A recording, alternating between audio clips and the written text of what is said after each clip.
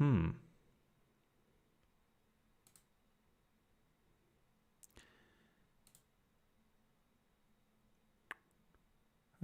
just checking, just making sure that the stream's working everywhere, because I'm using a new bit of software today, so it'll probably take a couple of tries to get this right. Right. Are we connected? Are we connected? Yes, we seem to be connected everywhere. So hello and welcome to Small Screen.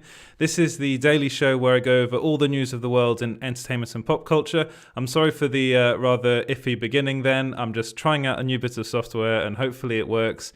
Hopefully you can hear me. Hopefully everything is going smoothly. Please let me know in the comments if it's not working, if it's not going smoothly. Again, this is a new bit of software I'm using, so this is all new for me. But let's get straight into the big story of the day, especially on Small Screen, and that's that it looks like Google might have leaked that Ryan Reynolds' Deadpool is going to be in Doctor Strange 2. Doctor Strange in the Multiverse of Madness. Sorry, I do love that title, but sometimes I get it a bit mixed up. This is really weird. So basically, I was just looking at Google, and I do this quite regularly, looking at casts on things and seeing if anything changes. And I'll show the camera directly that this comes up. Can I see that? And then you can see right there are three names that are very, very interesting. There's Tobey Maguire, Andrew Garfield, and Ryan Reynolds. So this kind of leads into my second story, which was that Tobey Maguire and Andrew Garfield seem to be in the cast for Doctor Strange 2. Again, there are a whole load of reasons why this could be the case. This isn't confirmation of anything because, I mean, there's a lot of rubbish on Google, and probably Google's algorithm has kind of seen stories about different people being in these movies and just kind of piled them all together and put it in a great big cast list. But it's crazy that it hasn't been brought up to anybody. First off, it's kind of insane that Marvel hasn't said anything about this to Google. I would have thought that they would have done. That's why I wanted to have it on my phone to show you, show you the viewers that this is actually happening. But it looks, I mean, okay, I'm taking it as though it's an accidental leak, which is kind of crazy because we've been thinking long and hard about how Deadpool in particular is going to fit into the MCU. And I know, thinking about it now, it does kind of seem that Doctor Strange in the multiverse of madness, it would be a kind of a way to bring him in because it really. To me, it makes the most sense to bring him into that movie because, of course, they're going into the multiverse, and there's a lot of stuff to explore in the multiverse, and it seems to me as though this will be the film that introduces him along with Andrew Garfield and Tobey Maguire's version of Spider-Man. Again, it would make sense, and that probably ties into the set to a lot of the rumors that we're hearing about those two actors being in Spider-Man 3. Again, I've said this time and time again, I don't think that's going to happen, but this new cast kind of leak makes me think that maybe it is. I actually haven't looked at the cast for Spider-Man 3 yet, so I'll probably do that in a bit to see what's going on there. But to me, it kind of seems a bit insane that's up there, that no one at Marvel has flagged this up at Google and it hasn't been taken down. It might be taken down now, but I have the video proof and I've shown you the what I find. Search for it for yourselves on your phones. It's only I think it's only available on the mobile version of Google, but I think it's quite fun. I think it kind of does mean that either they're thinking about it or it's internally it's already been planned, but then it could be a glitch as far as the algorithm's concerned. But to me, I mean, this is not confirmed, it's speculation, but it looks like it might be happening. Fingers crossed. I'll keep my fingers crossed on that one.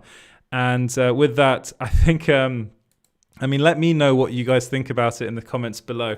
Do you think this is something that is happening? Do you think it's a way to get Deadpool into the MCU? How do you think they should bring him in? Because I've spoken about this at length, I think, before about how it's going to be quite difficult to bring a character like Deadpool into the MCU because he is very R-rated as a character. He swears a lot. He's very inappropriate.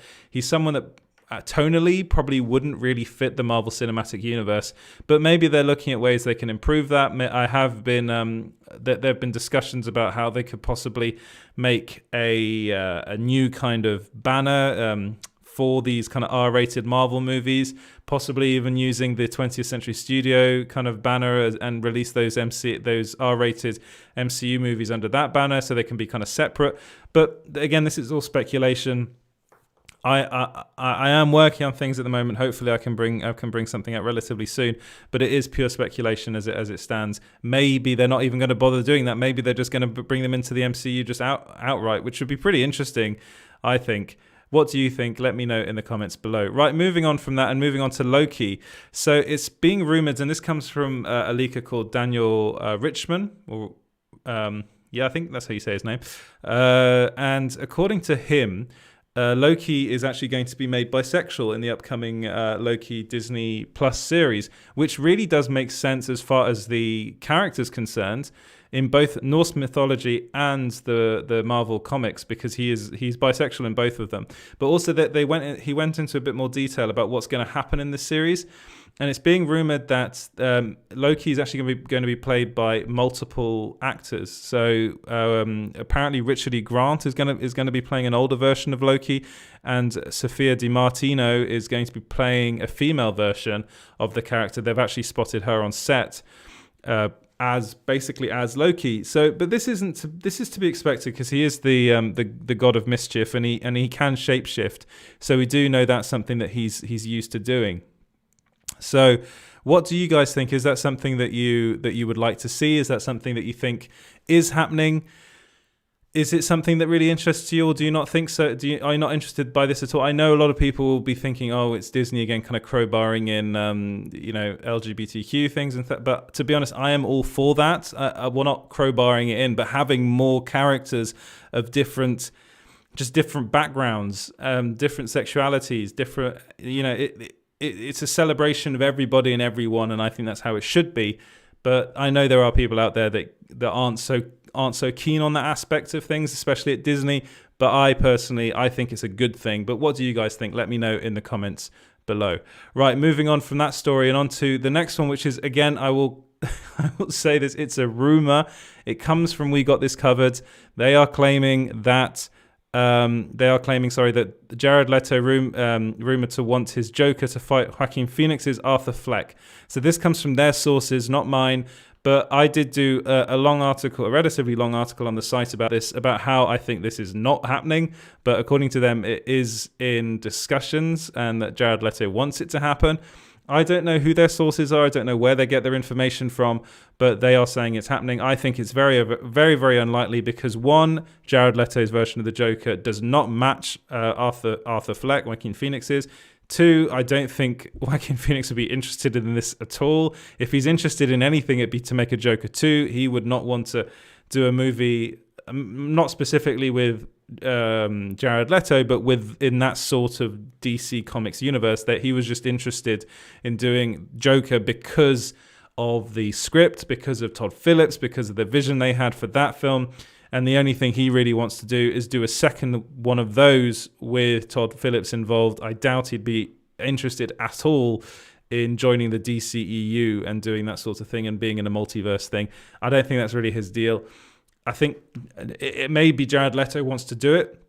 Maybe. That's a big maybe. But as far as I'm concerned, I don't think it's going to happen ever. Maybe Jared Leto wants to do it. But let me know what you guys think about that in the comments below. Is that something that you'd like to see? Would you like to see Jared Leto's mad Joker go up against Arthur Fleck?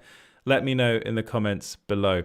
Right, so moving on from that and on to one of my favorite movies of all time. Well, comic book movies of all time, and that is Scott Pilgrim versus the World.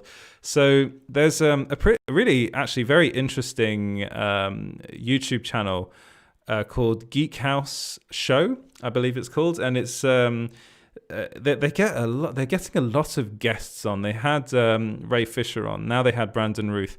There's a lot of people involved in kind of the DC comics universe that are talking to on that show, and you should really go and check it out actually, because they have some really good stuff. Ray Porter, I believe, was talking. They did an interview with him. But anyway, Brandon Routh was talking to them, and he actually revealed that according to him, a Scott Pilgrim versus the World sequel will probably never happen. It's a bit of a no-brainer, to be honest, but Edgar Wright has kind of voiced. He did say in the past that he has ideas and that it's something that he'd like to do, but according to Brandon Routh, who of course played Todd Ingram in the movie, and he will forever be linked to vegan. That quote: "You once were a vegan, now you will be gone," and Brandon Routh's Todd goes, "Vegan?" And, it's just a fantastic scene with his character in it. He's the Evil X number 3 in the movie. If you haven't seen Scott Pilgrim versus the World, do go and see it. Go and watch it. I think it's on Netflix pretty much everywhere. But it's one of those films that I think I watch probably once every year. I know a lot of people aren't very fond of it. I think it's great. I think it's fantastic. But here's the quote in all its glory. He said, I think that's probably a 1. I just don't think Brian Lee O'Malley, who wrote the books, the wonderful books, is thinking about a sequel. We will see Scott Pilgrim in a different iteration. Will we see Scott Pilgrim in a different iteration? Could it be used telling a similar story done in a different way? I suppose. I don't know about a sequel. I'm on board, absolutely on board. The success of the movie that we did, and it's certainly gained a lot more popularity and fan cred, over the 10 years. That's supposed to be probably 10 years since it came out. So it's got a much bigger audience. So I think it'd be a box office. It'd be at the box office. People, I'm butchering this quote, people would be excited about it if they did do 1, but I know nothing about anything being in the works for a sequel. So he's not denying that it won't happen, but he's basically saying, as far as he knows, there's no talk of a sequel, which, It is to be expected, because this first off, the film didn't do it bombed at the box office. It really did not do well. It's got a cult following now, people like me who really, really love it and would really love to see a sequel, but it's just not economically viable to make another one of these movies. It is good when films come out. It got really good reviews, like incredible reviews when it first came out. But it needs more than that. It needs money, and it needs to make a lot. It needs to make a lot of money. I don't think it even made its money back. I think it ended up losing money, which is a shame, because it is a fantastic film, and I do believe it's actually probably Edgar Wright's best film. He's currently working on a horror film at the moment called Last Night in Soho, I believe it's called, and that I'm really looking forward to seeing. And I think he might be more interested in doing more of those kind of things, kind of one-off movies. There has been talk of him kind of possibly doing a 4th film with Nick Frost and Simon Pegg. They're, of course, at the moment, they're really busy, those two. They just released Truth Seekers on Amazon Prime Video, which you should go and watch if you like those two. If you like those two guys, it's fantastic. I love that show. But as far as Scott Pilgrim versus the World 2 is concerned, I don't think it's going to happen. It seems as though Brandon Routh is pretty sure it won't happen, which is a shame, but it's just one of those things. That's Hollywood for you. Right, what do you guys think? Would you guys like to see a sequel? A sequel to Scott Pilgrim versus the World? Let me know in the comments below. Right, moving on from that, and actually onto a story that has got a lot of traction on the site, and especially on social media, is that Lashana Lynch, she did an interview with Harper's Bazaar. And during that interview, she actually revealed that she will be playing the new 007 in the upcoming movie in No Time to Die. I kind of thought that we knew this already. It was kind of, it was probably mainly a rumor that this is what's going to happen, but I thought it had already been confirmed, but apparently not. And during this interview, she said that she actually revealed that she's a secret agent who inherits the 007 title while Bond himself is in exile. So she's the new, well, not Bond, but she's the new 007.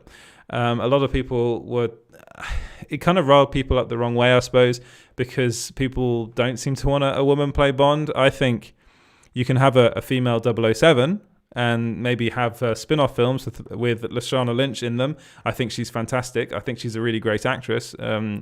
And I think a lot of people might be more inclined to want that once the film comes out, because I'm pretty sure she's going to be really, really spectacular in that movie. She also went on and described. She actually revealed that the character's called Nomi, and she described her as revolutionary. She said, "I am one black woman. If there were another black woman cast in the role, it would have been the same conversation. She would have got the same attacks, the same abuse." This is, of course, talking about the abuse she had online. "I just have to remind myself that the conversation is happening and that I'm part of something that will be very, very revolutionary," which really she will be. I think this film hopefully will end up kind of silencing a lot of the haters and the people that don't want to see this sort of thing happen in Hollywood. I think it's got really good people behind it, this movie. You know, you've got Phoebe Waller-Bridge that's helped with the script, and it's something that I think it needs to happen. I think there's a lot of this sort of thing a lot of anger and unnecessary anger that's going on online about this sort of thing, but it's not James Bond being replaced. It's, you know, you got to remember that there will be the Bond films, and then there'll be the possibility of having spin-off movies with this new character, which I really do think it should happen, because again, Lashana Lynch was the best part of Captain Marvel, and I think she's probably going to be the best part of this movie. I really do. But you know, maybe once the film comes out, let's talk about that again. And if she's not good in the film, then I'll retract what I've said now. But I haven't seen it, so I can't really say anything. But I've got a feeling that she's going to be really fantastic in the film. But what do you guys think? Let me know in the comments below. Right, so moving on to The Mandalorian Season 2. And it was on the 30th of October. They released the new season, the first episode of the new season of The Mandalorian. And I spoke at length about how much I loved it. I really, really adored the latest, the episode 1 called The Marshal, Chapter 9, The Marshal of The Mandalorian Season 2. And it seems as though a lot of people watched it. And it's reported that it's been watched, but it was watched during the weekend. These are weekend figures by over 6 million people in the US alone. And that was revealed by Real Good, which is a site that does all these things, that releases these numbers, that gets these numbers. And I got it via Forbes. And that puts it just below Stranger Things Season 3's premiere episode.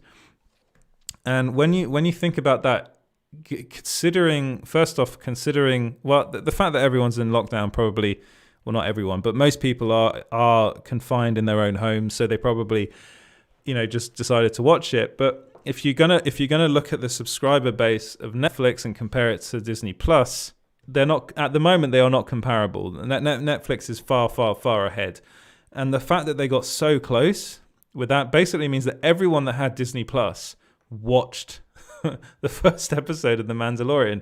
Everyone, within the first weekend, which is really, really good as far as like these Star Wars Disney Plus TV series are concerned. And it also shows to me, I'm like, well, if I'm Disney, you look at this and you think, we've got to take full advantage of this. We've got to really push these out. We've got to make more of these Star Wars TV shows. We've got to make more TV shows, just in general, more stuff for Disney Plus. And we do know that the investors were talking about it and actually trying to convince higher ups at Disney to do more for their streaming service.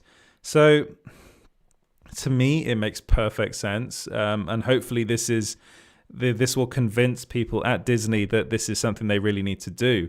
If I were someone like Alan Horn or someone a higher up at Disney, I would definitely be looking into this. I would definitely be thinking of what we can do. I mean, they are, but their shows are quite a ways off at the moment. We've got the Kenobi series coming. We've got the Cassian Andor series coming. There are rumors of Ahsoka Tano getting her own spin-off series. The same with Bo-Katan, I think, is rumored to be getting a spin-off series. But they need to be doing, I think they need to be doing more things like The Mandalorian. I think they need to be doing more shows based on new kind of characters within the Star Wars universe. Maybe linked to have other side characters come in that were in like Rebels and the Clone Wars, but not I'm not so keen on the idea of them making like a Bo-Katan series, because I don't think there's really that much you can do with it. Now, I know Katie Sackhoff is playing the role, so she's a pretty big name, and I think she's also a very big pull, so I think a lot of people would want to see that. But I think there's the worry for me is that there's a stagnation that could happen, especially as far as Star Wars is concerned. Now, we know that Disney Plus is also getting the Marvel series, so they're coming as well, and they're making a lot of them. So they have that in their locker as well. So they've got a lot of stuff to be looking forward to. They've got the Moon Knight series coming. They've got the WandaVision series coming. The Falcon and the Winter Soldier coming. They've got a lot of stuff in the pipeline. The She-Hulk series is also coming. So they've got a lot of stuff that we should be looking forward to. The problem is, at the moment, as it stands, The Mandalorian is basically the only big show they've got, but it's doing well for them. So that's good news. But what do you think about this? Did you watch The Mandalorian season 2, the premiere episode? Sorry, that was a long sentence to get out. Did you watch it? What did you think of it? Let me know in the comments below. Right, moving on, and this is going to be the final story of the day today. There's all sorts of other stuff on small screen that you can go and look at, but these are the stories that I picked out, and it's actually Ron Howard. So Ron Howard revealed that the fans could make a Star Wars Story 2 happen. So this is. To me, this is quite. I like the fact that he said. I mean, again, we're reading between the lines. When I'll bring up the quote in a second, but it's the Solo is a bit of a difficult kind of Star Wars film to talk about, because I remember when I first saw it, I wasn't very impressed by it. I went to the cinema and I was watching it. I was kind of like, what's the point of this film? And I kind of agreed with a lot of people online who said it's rubbish and it's like that there's nothing really new in it, and it's not really giving us anything of any real value. And there is that there. But I watched it again recently. Maybe it was the fact that I was in lockdown in the UK, and I was thinking, I just watched it and I was like, you know what? I really enjoyed it the second time round. Like, I loved it. And I rewatched all the Star Wars films, and I rewatched, in particular, the two films that kind of really stood out to me were Rogue One and this one, and Solo: A Star Wars Story. And I was watching it, and I watched both of them, and then at the end of it, I said, you know what? I think I preferred Solo to Rogue One, which is crazy, because I remember when I first, and you might tell me in the comments if you disagree with me. Again, it's a personal opinion, but rewatching it, I think I watched Rogue One 3 times at the cinema, and I really adored it. Maybe it's just fatigue, maybe because I've watched it so many times. But I remember watching it this last time thinking, there's something, why am I not enjoying this as much? And why did I like Solo much more? Again, I think it's because, Rogue One, there was the idea of making it quite a dark war movie. And there were elements of that in it. But ultimately, it was really watered down by the end of it. I mean, I know we've spoken about this before, that it is a sad ending. And also there's also the sense that we know kind of how it's going to end to begin with. But when I watched Solo: A Star Wars Story, it was just really good fun. And it's something that I think has been lacking a bit in... And something that The Mandalorian has kind of brought back as well. It's that element of just pure joy when it comes to Star Wars. And I really think Alden Ehrenreich's performance in it, I think, is really, really underrated. I also think Woody Harrelson is brilliant in it. And I think it's the best thing that Emilia Clarke's ever done. Like, I think she's really good in this.